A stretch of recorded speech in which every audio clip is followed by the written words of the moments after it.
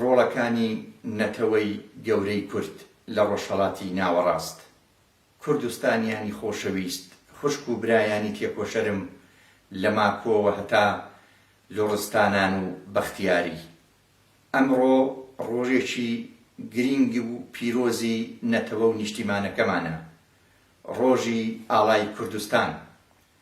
74 ساڵ لەمەوبەر لەوەها ڕۆژێکدا، واتە لە ڕۆژی 26 سەرماوەزدا لە مەهاباد ئاڵای دەوڵەتی ئێران وەکو سێمبل و هیمای دەوڵەتی داگیرکرد لەسەر خاچی کوردستان بەدەستی بە توانای خەڵک هێنرایە خوارەوە و ئاڵای کوردستان وەک سێمبولی ناسنامە و نەتەوەیەکی سەربەخۆ هەڵکرا.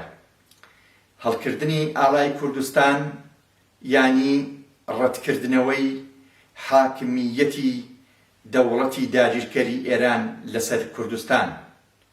هەڵکردنی ئاڵای کوردستان یانی بەهەدەرچوونی هەموو ئەو خوێن و خەرجەی کە ئێران لە 100 ساڵی ڕابردوودا بۆ تواندنەوە و ئاسمیلەکردنی نەتەوەی ئێمە لە ڕۆژهەڵاتی کوردستان کردوویەتی.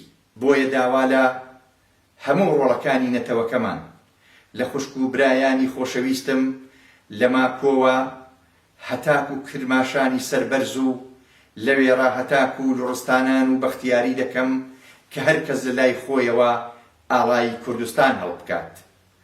داوا لە هەموو خوشک و برایانم لە ڕۆژهەڵاتی کوردستان دەکەم لەم ڕۆژەدا هەرکەس لە ناخ و لە ڕۆحی خۆیدا ئاڵای کوردستان، ئاڵای دەوڵەتی سەربەخۆی کوردستان هەڵبکات. بە هەڵکردنی ئاڵای کوردستان ڕۆحی شەهیدەکانمان شاد دەبێت. بە هەڵکردنی ئاڵای کوردستان ڕۆحی شێخی نەهری و سمایلاغای سمکۆ و سەردار ئەوێسخانی کرمانج و شێر عەلی مەردان خانی بەختیاری و عەلی مەردان خانی بیراوەند و داود خانی کەلهوڕ و قەدەمخێری لوڕ و سەرنجام پێشەوا قازی محەممەد و بارزانی نەمر شاد دەکەن. بە هەڵکردنی ئاڵای مقەدەسی کوردستان خوێنی شەهیدەکانمان، ڕۆحی شەهیدەکانمان لە ڕاپەڕینی خەزەڵوەرە شاد دەبێت. وەجارێکی دیکە ڕوو بە دوژمن دەڵێن ئەی ڕەقیب هەرماوە قەومی کورد زمان.